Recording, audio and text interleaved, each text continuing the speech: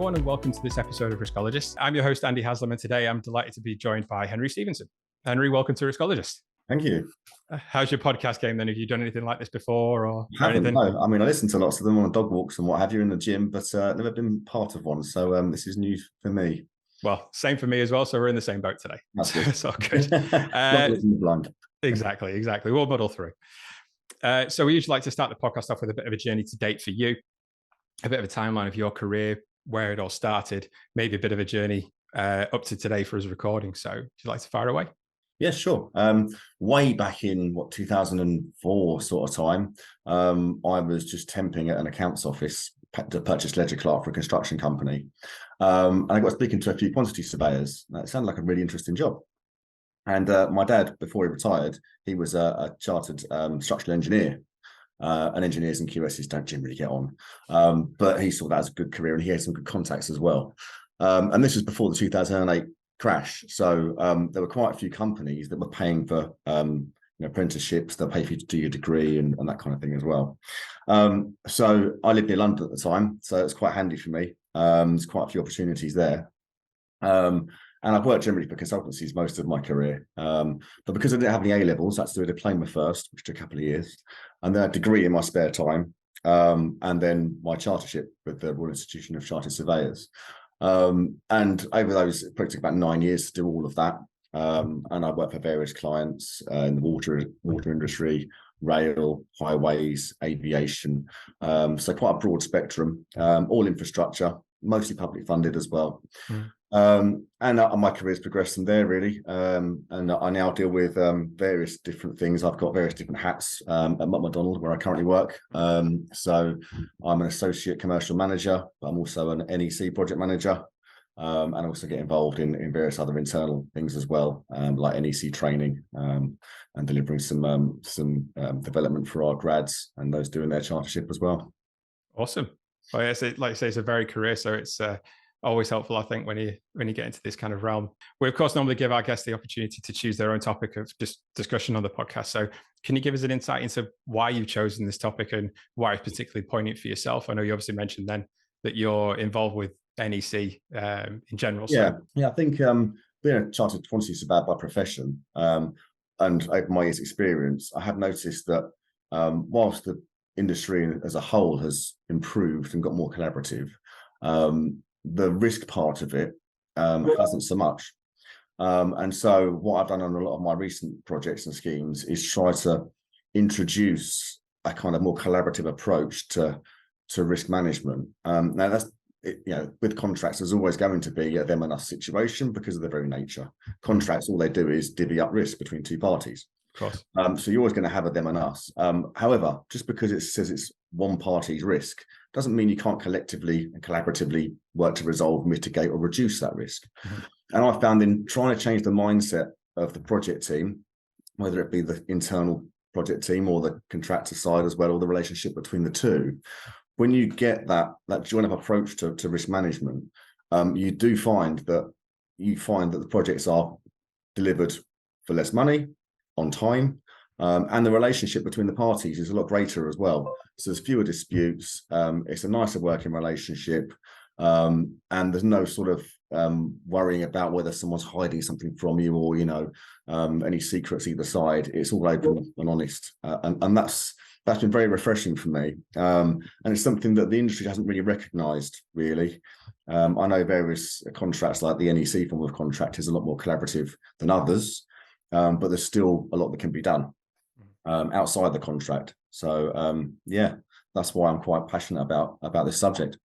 Excellent. Well, moving on, as everyone will already seen from the title of the episode, we're going to be exploring risk management in the context of the NEC Suite.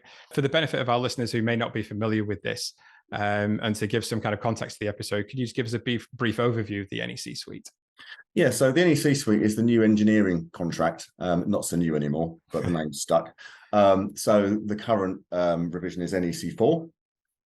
Most of my career has been NEC 3, and they have a few revisions in between those as well. Now, the NEC has moved away from the JCT type of contracts where they're very legally worded. Some of it's a bit hard to understand to a layman, whereas the NEC is written in plain English, so it's easy for everyone to understand. There should be fewer grey areas because of that. And that leads to fewer disputes. But what you'll find with NEC is whether it's NEC 2, 3 or 4 you're working with, you generally won't see 2 anymore, it'll be 3 and 4. But they have various options, A to F. The ones I work mostly with is option A, which is a lump sum contract, option E, which is cost reimbursable, and option C, which is a target cost. And all those in themselves deal with risk differently. So the way risk is dealt with on all the suites of NEC contracts is via early warnings. And what the contract says is as soon as the contractor or the client is aware of anything that can affect time, cost, or quality, they should let the other one know via early warning. And then regularly, should be monthly at a minimum, maybe more regularly if you have a significant risk come up and a new early warning that's got some serious impact.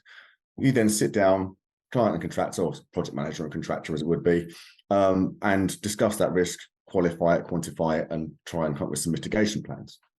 So that kind of encourages regular risk reviews, and whether it be you can draw down on it, you can increase the value if you find that actually it was more significant than you previously thought, and all this kind of stuff. But the idea is that you regularly catch up both parties. It's not done in silos, and that's kind of why it's a really good thing to do with the NEC. Now, what I found is, so with a lump sum, the risk is generally, the cost risk sits with the contractor, because unless the client changes the scope, you've agreed a price, deliver that, Mr. or Mrs. Contractor.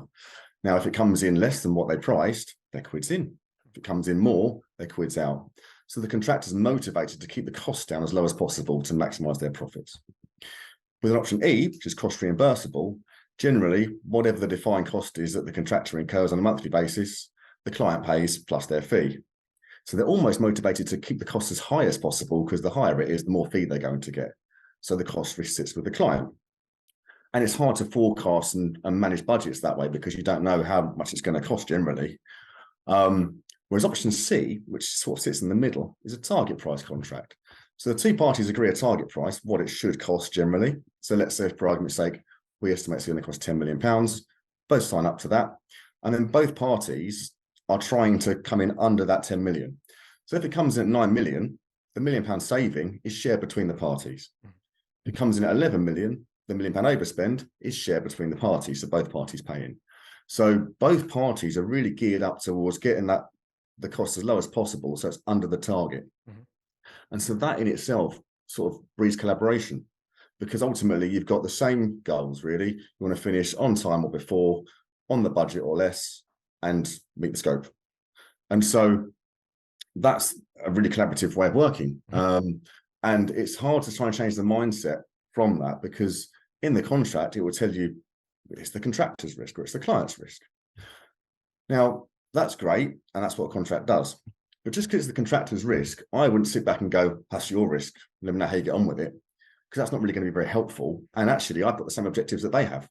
So what is the risk? Can I help in any way? I may not be able to, but there's examples where I could.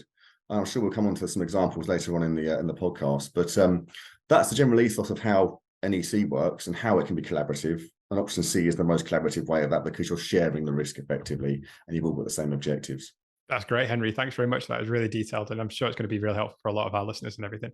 Before we get stuck into the topic in a little bit more detail, as after all, this is a risk management podcast, what and how has your experience been with risk management over your career? Is there anything that you've leveraged to make your job easier? Yeah, I think one thing I noticed, which a lot of the people, especially quantity surveyors on the course, will have known from doing their degree or similar qualifications, they'll know of a report by Latham in 1994. We all learned about that, and it was all around the construction industry was quite fractured back in the 90s. And so this government-led report by Latham, what the findings there was that there's not a lot of collaboration. There's a lot of them and us situation, and everyone's doing battle between them to try and save money or earn money. And that led to poor management of the project in general. So projects were coming in over budget, they were late, poor quality. And so what Latham suggested was that we need to be more collaborative. Now, one thing Latham touched on was that the way to do a risk really is to make sure that there's a risk owner for every single risk, whether it's client or contractor. And the owner should be the person that's best placed to manage that risk. So there's no point the client owning a ground conditions risk if the contractor's the one doing all the surveys and managing that kind of activity on site. And that was further commented on in an Egan's report in 1997, showing that it had been progressed, but we were still a long way to go. And I found, bring it back up to 2022, there's been a significant difference in the way that I've seen projects managed and relationships work, and it is more collaborative. But in those two government reports, the only thing they touched on with risk was that it should have an owner and they should be the best place to manage it. Now, that in its very nature is a them and us situation. That's your risk. This is my risk. I'll manage mine, you manage yours. And I think that one thing I found is that's where you'll find a lot of disputes, because firstly, there's the argument of, is it my risk or is it your risk, which is where compensation events come in with the NEC. And there's various case law as well, where someone thought it was their risk and someone thought it was our risk and this kind of thing. And so that's obviously not helped the situation. And I don't think anything's really been done on a sort of industry level with guidance as how to get around that or manage that.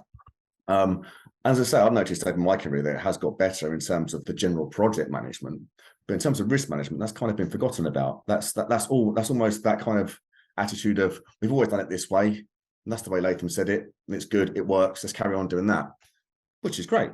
It does work, but could it be better? Absolutely. I think it depends on the form of contract you're working with as well. So as I say, with an option C contract, you both got the same goals and objectives, so why would we not try and help each other? I can give you a good example of that now, actually, if you like. With go for it, of course. We had this option C contract, and we were about halfway through construction, and we were forecasting to be about £3 million under the budget, under the target. Great news! Everyone's going to share £3 million saving. So the project manager's going into his board reviews, and gushing about how wonderful it all is and how we're doing a great job, and lots of applause all round and backpacking. And then 1 month, I got the numbers from the contractor. It was actually £4 million over the budget. I said, wow, how have you shifted by £7 million? Well, what it was, we had subcontractor packages that we were letting, and they were all coming in slightly higher than what we had in our budget. I said, okay, well, the mechanism is an early warning then. Our defined cost is going higher than what we forecast. Mm-hmm. So that's what the contract requires. Why have you not done that?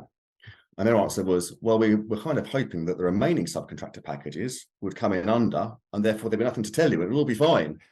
That's a lovely idea, and that could still have happened, but you could have kept us in the loop, and we could have helped you. That's what I said to them. I could have helped you. Oh, no, you couldn't. How are you going to help us? And I said, well, actually, we've got a few suppliers on the supply chain that we have discounts with. I'm not saying they would have been cheaper. They might not have been, but you took that option away from us to explore that. And secondly, the biggest thing you've done now is that project manager has gone into a project review now with a yellow pages down the back of his trousers and said, I'm really sorry, we're not wonderful. We're not £3 million under, we're £4 million over. And what that's led is that your name now, Mr. or Mrs. Contractor, is mud. They don't trust you. They don't believe you. Is it 4 million? Is it 10 million? Who can say? No one really knows. Exactly. You're actively hiding it from us. And I said, yeah, you couldn't help with that though, could you? It's always going to be over. I said, well, actually, I could have done, because you're saying you're 4 million over. I imagine you didn't just pay whatever these quotes were when they came in. Oh, no, our commercial team really did get some efficiencies and drill down on it. I said, okay, so what was the number? That would have been about 10 million. I said, right, so it's far better to say we've got a £10 million problem in the board. We're working really hard to correct that. And then deliver the good news. We've managed to get down to 7 million. We've saved £3 million. That contractor's done a brilliant job. We work collaboratively to get that saving, and we've got those efficiencies, and it's a £3 million saving. Everyone would cheer and be backpacking again. However, that's not where we are now. And now where we are is, one, no one trusts anyone anymore. Two, the chances of you winning any future work is going to be pretty small, I would suggest. And actually, it was a blessing in disguise, I found, because as soon as that happened, it was bad news. We didn't trust them. Was it 4? Was it 10? Who could say? And I think that when I explained that, actually, we want to be able to help manage the risk in terms of actively manage the problem, but we manage the messaging at the very least, actually paint you in a good light because you've done good work, rather than just the bad news. That kind of changed their attitude a little bit. And it took a good few months to get that trust back. But then after that, they really did open up and be really honest with us about even the smallest of things. And a similar situation where we've had our own risk, and the contractors have been able to help. Oh, we've had a similar thing with our other client. This is how they managed it. And it was really useful. And that kind of change in attitude meant that not only did we manage to minimise some of the risks that we incurred, but also we both highlighted the good work we're doing, because that's always forgotten about. If you deliver a bad news story, that's all it is. It's bad news. If you can take whoever it is on the board or wherever it is on the journey to say, this is the horrendous news we've got. However, we now got it down to this not so bad news. It paints you in a better light. Obviously, that's with an option C contract. We both got the same goals of trying to get the target under the target. Whereas with an option A and option E, I've had the comment of, well, there's no point having that collaborative risk approach because it's not going to help, because the contractor's not motivated to keep the cost down with an option E. He never would be. And you're not motivated to keep your costs down or drive any change with an option A, which is true. The cost is split. It's not shared. So I get that. But risks don't just cost money. They delay projects. Even if, as a client, you've got delay damages in your contract. So if the contractor's late, you can levy damages. You'd rather not. You'd rather you're on time, because you as a client you might have things in the press. Oh, they're opening this shopping centre, for example, on the Monday. If it's on the Thursday, okay, you can levy damages, but you don't look very good, do you? You've opened the shopping centre late. So everyone would rather it finish on time. So even though it's an option A or option E, you can still collectively manage those risks to help with time, as well as that whole mindset makes it a lot more pleasant working environment. It breeds more trust. And if you trust each other, the seniors and the boards and the senior leadership team, they will trust what you're telling them is true, because it is. There's no secrets. And actually, that means that you're more likely to win future work because you have delivered on time, hopefully, or if you are late, it's as early as possible. You've mitigated any unnecessary cost expenditure, and the quality is where it needs to be, and you've met the scope. So even if it's not an option C, risk isn't just about money. And people forget about that. They look at it as risk as a risk pot. If you've got a risk pot, that's contingency. That's not risk. And risk is not just money. That's what I try to sort of tell people. So that's been my experience. I know that's a bit of a long-winded answer, but no, I have found that by doing that, it's not an industry norm. It's not recognised anywhere or any of that. But I found that's really helped with 3 of my projects now, actually. And I think it's not just helped me and the client. The contractor will mirror those comments because it's helped them. Well, thanks very much for that, Henry. That was really, really insightful and a really detailed answer with that one. Moving on a little bit, the NEC Suite itself. We've been flirting with this a little since the start of the episode, but leading on from where we were and the recommendations in the Laytham report and where we are now, in your experience, has the NEC Suite of contracts bridged this gap in collaboration in construction contracts? And also, do you feel the changes between NEC 3 and NEC 4 have helped to promote a better risk management? Yeah, I think it certainly has helped. I think because you have the early warning mechanism, that's really useful. And the effect of not raising early warning can be quite disastrous for a contractor. I've had a project I worked on where it was very close to the coast, and there was a sea wall that was stops all storms and waves coming into the site. Now the contractor was supposed to do investigations and do whatever's necessary to make sure that seawall was fine. Now they didn't do that, and what happened was the seawall collapsed, and that cost £2 million to rebuild. Now, had they raised an early warning and told us that the seawall is not of a good state, we could have put some anchor points in, shored it up, done some remedial works, and that would have cost about 50k and saved a lot of time. So the way the NEC contract works is we assess that. It's a compensation event still. And it would have been a compensation event. It would have been a 50k compensation event.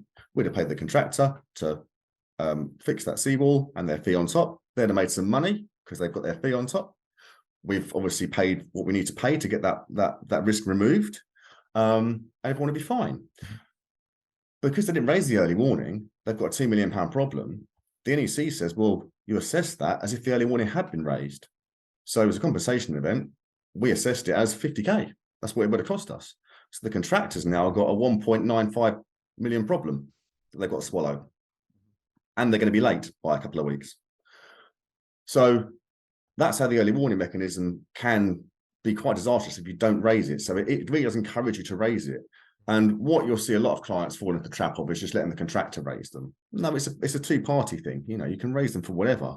And it's far better. So if you're not sure, raise it anyway. You can always close it. Now, in that instance where there was this seawall, obviously we didn't want the contractor to be £2 million out of pocket. We don't want to be 2 weeks late, but we are, and we're not paying for it. And the contractor's going to be in for 2 weeks worth of damages. We don't want that. But we don't also want to pay £2 million when it was a 50k remedial work. So, you know, again, a joined up risk approach to that would have helped that. It would have helped the contractor not lose pretty much all their profit on the job. You know, it would have helped us finish on time. So yeah, and that's how the NEC really helped with these early warnings. Now NEC 3, your early warnings would encourage a risk reduction meeting. NEC 4, they've changed the wording. So an early warning or early warnings will generate an early warning meeting. So it makes it clearer. And so that encourages that regular risk review. And you can call an early warning meeting, either party can call it whenever they like. So it's no good saying, right, our early warning meetings are the first of every month. And then on day 2, a horrendous thing happens and you've got to wait, you know, the best part of a month to discuss it and mitigate it. You want to jump on that straight away. You can call an early warning. What the NEC allows you to do as well is bring in third parties to that. So if you've got a subcontractor who's specialist in something and they're going to be doing the work, it makes far more sense to bring them into those meetings and discuss it rather than sort of pass it down the chain and lose some of that communication. So it allows you to do that as well and bring in third parties. And it may be not just a subcontractor, it could be, you know, a stakeholder, it could be you know, a utilities company, for example, it could be anything. And you can bring them into the fold as well.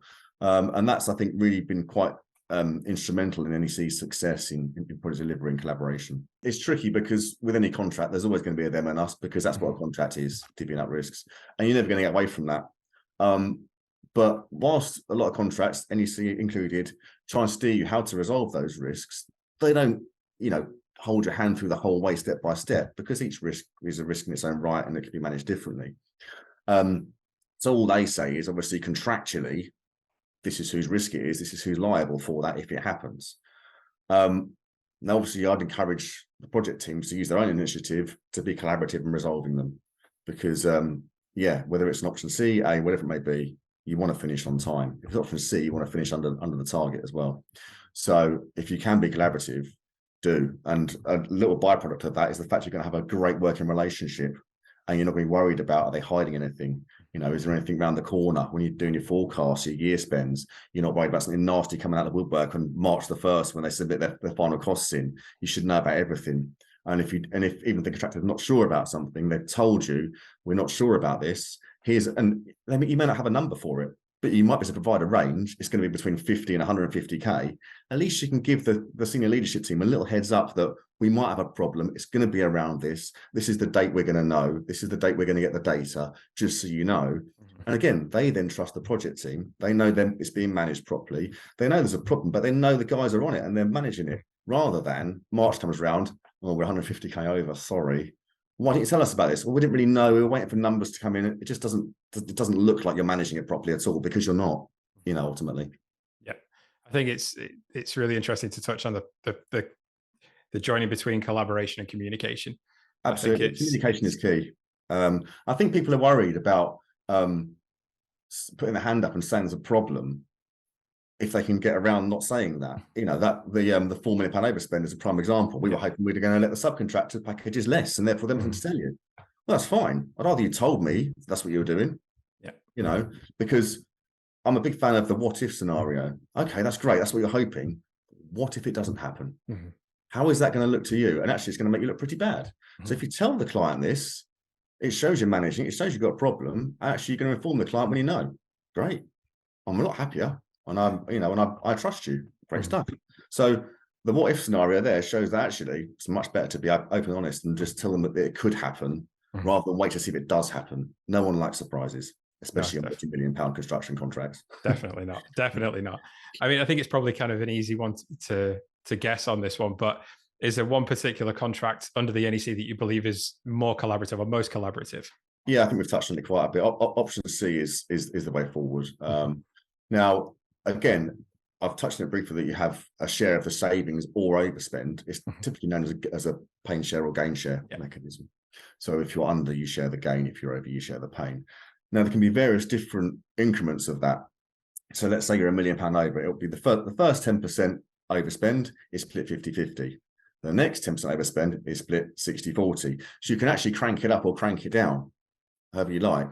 So it motivates actually that if you are hemorrhaging cash a little bit, you really do want to get control of that, because you're going to hemorrhage even more cash soon. So it really does kind of drive that behavior of let's be efficient. And what it doesn't touch on, though, is collaboration is key there.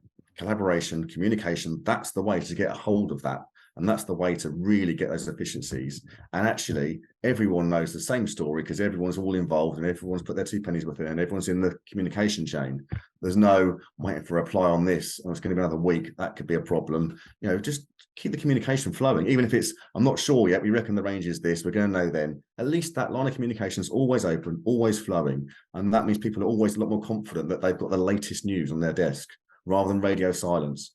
Oh, that's radio silence. It makes people a bit suspicious, me particularly. If I don't hear anything back, especially from chasing, I don't hear anything back, I think something's up. Definitely. Usually something is up, generally. But, you know, if that communication is still flowing, still open, you're having regular meetings, you don't have that concern so much. So in terms of that, obviously you're saying that the option C is probably the most collaborative of all of them. Do you believe that, from your experience, that option C, from a risk management perspective, is still the most collaborative? I think so. I think, you know, with contractors, they are motivated to try and get compensation events because there's more money in it. For an option A, for example, that means their lump sum price changes to higher. Well, maybe lower, but usually higher. With an option E, it means they're less likely to get disallowed costs, so they want a compensation event still. With an option C, if you get a compensation event, it means the target increases. So they will try and exploit any risks that a client risks if they can, and they've got every right to do so. The contract says they should. So there's still going to be compensation events raised.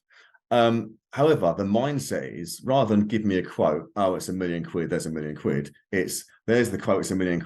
What can we do collectively to make that less than £1 million? Have we got time to do that? You know, is it pressing now? Do we have to get that done? Can we break up the compensation of it into sections so you can start that piece? This expensive piece, we'll try and get some efficiencies elsewhere. Is there anyone on our supply chain that we can pass your way to get some discounts with, specialist pieces of kit? All those sort of communications, all those conversations, if you have those, well, with option C, the contractor's more than happy to hear those because they want to beat the target price. Now, obviously, they want to get the target high as possible. So it's not about beating the target then. They're talking about cranking the target up. But let's say they get £1 million quote in, it's £1 million, you agree it's £1 million. They can still deliver that for 900K if they really try. So even when you've agreed the compensation and the target goes up, you want to make sure that that £1 million is accurate and reasonable. Otherwise, you've got a problem and you might have a dispute of a different nature. But once you're happy with that quote, you can still both work together to beat that quote because it's chucked into the target effectively. So you want to try and beat that target. But be mindful that some contractors will try and inflate that to try and get the target higher so they get more of a saving. But that's just the nature of it. They've got profit targets themselves. And I think that's a bit of a challenge in the industry, is that contractors are always motivated to make money because they're a business, you know, and clients are motivated to save money and get the same scope delivered for cheaper effectively. Now, there's no motivation for a contractor to make less money on a project than they could have done. Or is there? So if they're going to make 10 grand here, 20 grand there on a multi-million-pound project, it's not going to put a dent in it really. But if they don't claim 20 grand and try and get it down to 10, don't claim 10 grand, try and get it down to 2 grand, the client's going to think they're wonderful because they're saving them money. So when they get another big construction project come up, let's use contractor A because they saved us a lot of money on that. They're brilliant. So actually, they might have lost 50K, but they've just got a £10 million contract off the back of it. Yeah. So it's what, and the thing is, there's no way to do that analysis. No business in the world is going to say, we'll swallow 50K now if it means we could potentially get 2 million in the future. They could do that analysis. It's a bit subjective. It's hard to quantify and verify. So they don't bother. They'll just rather try and crank as much profit out of that scheme as possible. I think that's where the industry needs to go, if it can, to look at, okay, there's more to this than just this project. There's a future working relationship with a very lucrative contracts coming. Are we worth just making some savings here if we can and passing it on to the client, because that will go down really well. And especially if you've got this collaborative working going on and the client thinks you're wonderful as a contractor and you're doing all the great work on risk reduction and beating targets. If you've got that relationship going, so the chances are you're going to win more work anyway because you've got that good relationship. If you can chuck in a few savings as well, you'll be golden for the next bid. Even if your competitor's a little bit cheaper, they might go a bit cheaper, but these guys were brilliant last time. Chances are they're going to come in under anyway. So even if you've got a competitor that's cheaper, you still might win that work, which you might not have done before, because cost is king in a lot of these contracts at the moment. So. No, definitely. Again, another great answer there, Henry. So thank you very much for that. Moving on a little bit, what has been some of the biggest challenges that you've faced when operating under the NEC suite of contracts, and has risk management helped or hindered with those challenges? Well, I think the biggest challenge is change people's mindset. You have a lot of people who have got a lot of experience, and the attitude from a lot of them is, I've always done it this way. It's always worked, so I'm not doing it any other way, which is a valid comment to make. Mm-hmm. But you can always make something better, in my point. Nothing's perfect, especially in construction. Nothing's perfect. You can always improve on it, even slightly. I think those that are more senior in their career are less open to change and amending things. And as well as that, some of the more junior members in the team have got some valid points, some really good ideas, and they're often shot down by the senior people that have been there for 20 years because they know best. I've done That's this. Not how we do things here. Exactly. Yeah. And I've kind of seen it from both sides. In my early career, I struggled with that, and now I've got 18 years experience. I can see some of the youngsters come up with these ideas, and some of them aren't great ideas. Let's be honest, not every idea is great. A lot of them are, though. And if you shoot down all their not so good ideas, they're not going to give you the good ones either. They're just going to clam up, and that bleeds into the whole risk management process. Risk isn't just dealt with by project managers or risk managers, or even QSs and planners. It's the whole project team. And I've had examples of where you got these people sat in their rooms and they've got 20 years, 30 years experience, and it's the assistant QS that's piped up with 2 years experience saying, well, we had that on a project last year and this is what happened and that was the outcome, so actually we should do it this way instead. And everyone was a bit like, oh, actually that really helped, because there's new things happening all the time as technology progresses, as methodology of working progresses. New problems happen all the time, new risks happen, new resolutions happen. And you'd be pretty naive as someone with 30 years experience to say, I've seen everything there is to see, nothing new is going to happen that I'm not aware of. And a lot of these youngsters and people early in their career, I was one, and I was really keen to get my point across.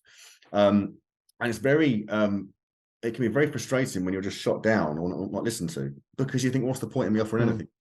And I've had a couple of examples where some of the junior members of the team have come up with some gold, and it's been brilliant. I think part of the challenge there is, one, getting people to listen to some of the juniors, but two, getting the more junior members of the team to actually have a voice and feel confident enough to put it there, because it's very daunting when you're sat, with a year's experience or fresh out of university, and you've got all these guys and girls that have got 20 years experience all discussing something really complex.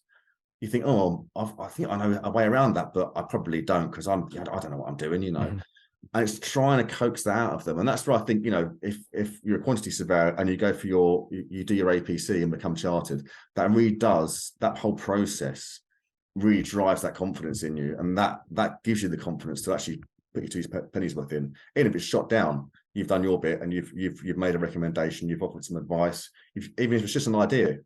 You don't have to have the solution to the problem. Just float the idea and let everyone discuss it. I think that's the key. Everyone's worried about, if I'm going to mention this, I better mention it and how I'm going to fix it. No, just float the idea. Let everyone talk about it. Again, comes back to communication. Let's get that flowing.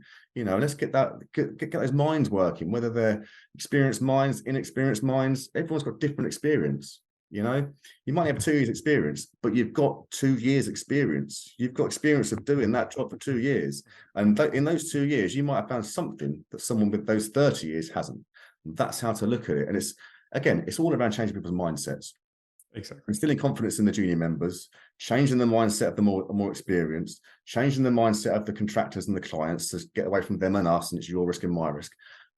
And there's no easy answer to that. There's no way to sort of crack open someone's brain and change it. And I find often, even if you do something that proves someone was wrong, and you say, look, I don't want to say I told you so, but this kind of shows why you should listen more. they will instantly just poo-poo it anyway, because their pride gets in the way. So you've got personal pride, professional pride, that gets in the way of actually going, do you know what, you were right, I'm sorry. And people with a lot of experience won't say that because they feel like they should be the experts and know it all. There's things now that I put my hand up and ask questions for, because that's how you learn, that's how you grow. But a lot of people think they've got so much experience that they daren't say they were wrong ever. So they'll just skirt around it. Even if they were wrong, they'll just gloss over it and move on. And that's not how you're going to get the industry and the project team and the client and the contractor moving in the right direction. And that's the problem, I think. And as I say, there's no easy answer to that. There isn't. And I think as well, it's going back to the whole point of this is collaboration. And I think if you're not going to communicate and you're not going to bring up these issues, like you say, if you've come across something in 2 years' time, 2 years experience that someone who's been in the job for 20, 30 years has never experienced, then it's going to be a new experience for them as well. Absolutely. So yeah, I mean, a good example of that was VACX, where they use vacuums to excavate. Now, I hadn't come across that until about probably 10 years ago, when they were getting shingle off a roof with it. I'd never come across that. People that are more senior than me hadn't come across it. One of the juniors knew all about it. Great. How does it work? What are the risks? And you pick their brains. And that's something that's a good example of that. All us guys with grey hair or no hair didn't have a clue. But the youngsters that have studied it in college and they've got their finger on the pulse of technology knew all about it. And so you want to bring them into the fold, and that's a great example of it. Well, thanks for that again, Henry. That's another great answer with there. But moving on and touching on something that you just briefly brought on there, one of our core audience groups is that of young professionals and those that are new to the profession, be it risk and project management and things like that. The detail of commercial awareness and linking this to risk management knowledge is often something that comes after a period of time in the discipline. How important do you think it is that junior team members be aware of it and taking an active role? And what would your advice be to encourage this?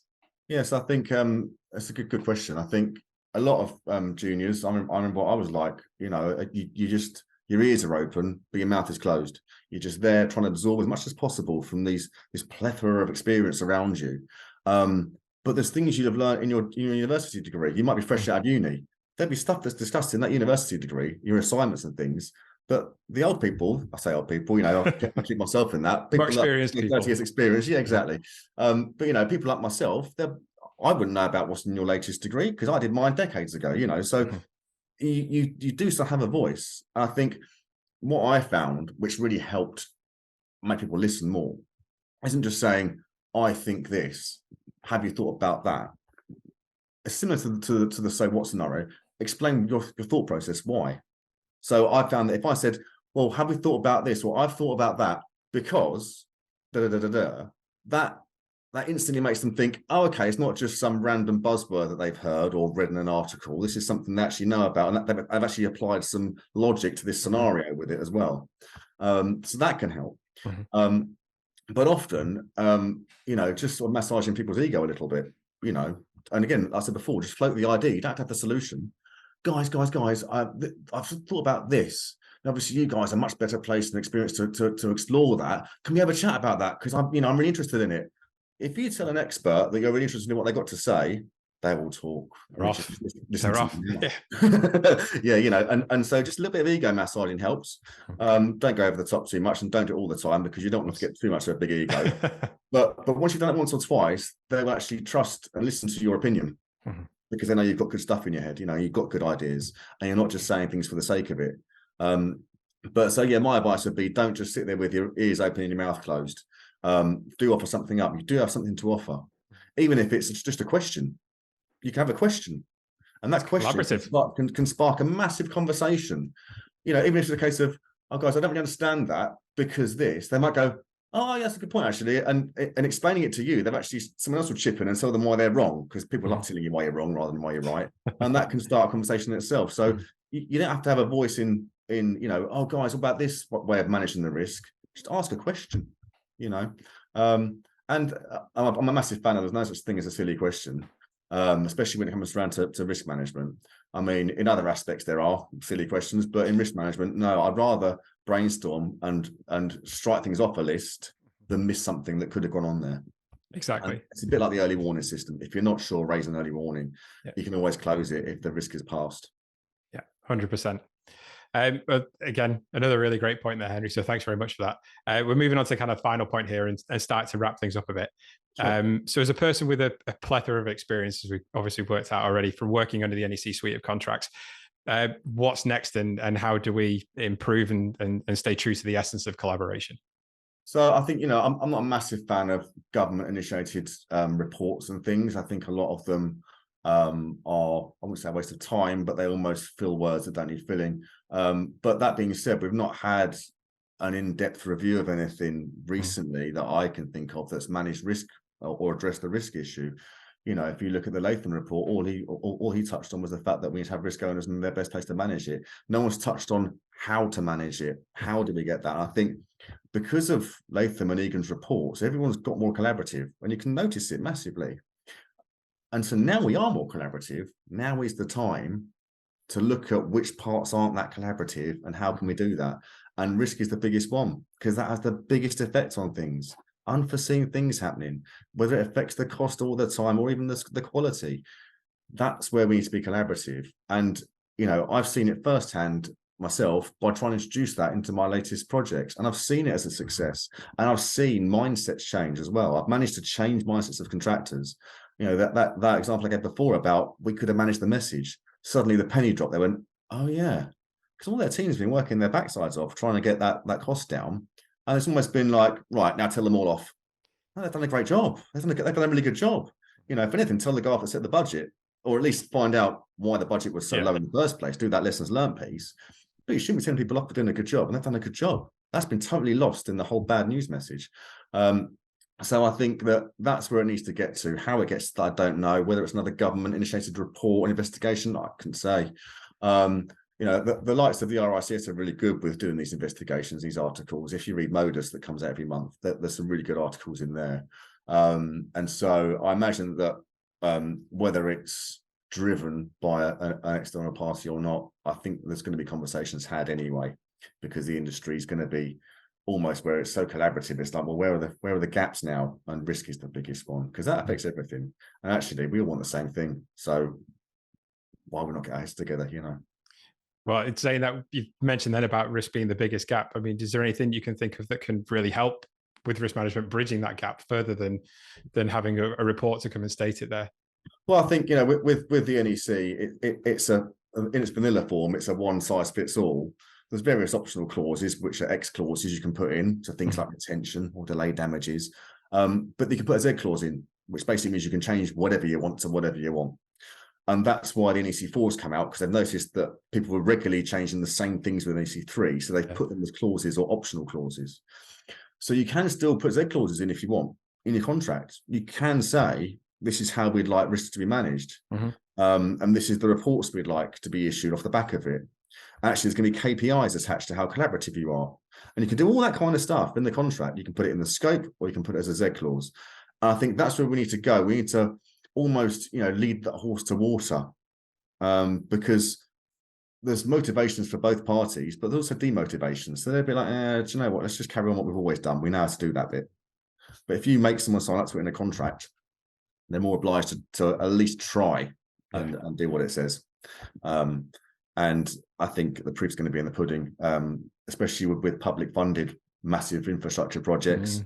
If they can get one or two of those with a collaborative mindset to risk mitigation and risk management, and they're successful, then that's where the industry changes. The industry doesn't really change for the odd small project here or there. It's the big, massive infrastructure projects. The ones that are publicly funded are in the spotlight a bit more because it's taxpayers' money, and you can't be frivolous with that. And so those are the ones where the government can get behind it a little bit and engage with industry experts to say, look, we've got this £500 million project here. Obviously, we'd like it to be 450 million. Now, there's been various people that we've spoken to have had a different approach to risk management and various things they put in their contract. Can we get together to find the most optimal solution for our big project? And that's where you find that that's going to happen. And if it's successful, obviously. And if it isn't successful, it won't be because of the collaborative risk management. It'll be because of something else. But what you don't want to happen is it's not a success and they pin it on the fact they changed that part. But I think that's where the change is going to be. Some big, massive, publicly funded projects that the government decides to take a chance on and put some different clauses in the contract. I think just risk management in general, if you put a clause in that you can't really lose with, there's no downside to collaborative risk management. So therefore, why would you not put it in? That risk in itself, there's no risk to it. Just put it in. Yeah, that'd be my advice. There's no risk to being collaborative, so put that in your contract and just see what benefits you get. The only issue there is how do you measure what it would have been if it wasn't collaborative? Well, I think you can look at various things. I think the relationship in itself, if you've got a good working relationship with the other party in the contract. Most of my projects I've worked with, there's been a bit of a sour taste at some point between the parties. If you can get to the end and not have that at all, and you've been successful, then you've ticked that. Better. Excellent. So, long way to go, I think, and it's going to take some big projects to do it, but I can see it happening, and I can see it happening in the next 5 to 10 years as well. And we're not talking 20, 30 years away. We're talking soon. Well, I think anyone who's considering sorting some contracts out at the moment, then take heed of that from Henry and go and get those clauses in there with collaborative risk management, because we'll enjoy that, I hear. Yeah. So Henry, I mean, that kind of takes it and finishes up everything for today. But regular listeners of the podcast will know that we have a bit of a tradition around here. So if there's a bit of advice that you could pass on to yourself at the start of your career that you've picked up along the way, what would that be? I would say just, as I said before, open your mouth more. I know my mouth is constantly open now because I shut up all the time. But when you're in the sort of early start of your career, it's very easy to just be a bit in awe of all the people that know what they're talking about and just sit and listen. Don't be afraid to speak up. That's what I tell myself, because there's things that I said after sort of having 4 years experience that I'm like, I could have said that as soon as I started, but I was too shy or not confident enough to say it. And actually have had a better impact. And I think back to, when I suggested something and it was taken on board and it was successful, I was like, that project I worked on 3 years ago, that would have been brilliant for that. And I thought about it back then as well, but I was too shy or, whatever to say it. So don't be worried about saying something. I think even if it is deemed a silly question or whatever, there's no such thing as a silly question, because the people that you're talking to will know you're on your junior career. So they're expecting a little bit of naivety, a little bit, and a bit of an experience. And that's how you're going to grow. And if you do that, after sort of 3 years, you'll be where you would be 6 years down the line if you hadn't done it. So that will accelerate your career. It'll give you more confidence. It'll help the team as well. And you are actually contributing to the project's success, even if it's only a little bit. Yeah. You're helping with that. So any help you can do that's going to make the project more successful, do it. I think so. I mean, that's what I tell myself, really. Open my mouth more rather than now. I think it reminds me of something I heard a while ago, which was if you've got a question in your head, the chances are in a room of 20 people or something like Absolutely. that, at least one other person has got the same question going on in their head, and they don't want to say the same thing either. Absolutely. So, I've been in meetings where someone said, what does BTH stand for? And someone's gone, it's so-and-so. And you see everyone suddenly write it in their pad. Every one of you thought the same thing and no one thought to ask it apart from that person. You exactly. See mile off, Exactly. No, it's a great bit of advice. So I definitely would take it on board at my earlier start in my career and everything as well. So that kind of brings us to the end of it, Henry. So thank you very much for your time taken out for this. If there's anyone wants to reach out to you to discuss anything that we've covered today, what's the best way for them to get in contact with you? Oh, you can find me on LinkedIn, Henry Stevenson, with a V, not a PH. You'll find me on there. I'll be down as the guy that works for McDonald's, so you can find me quite easily. And then, by all means, send me a message if you've got any questions or queries. I'm happy to help out. Awesome. Well, thanks again, Henry. It's been absolutely fantastic. So great, very much. And everybody else, stay tuned and we'll be back with another episode soon. Thanks very much.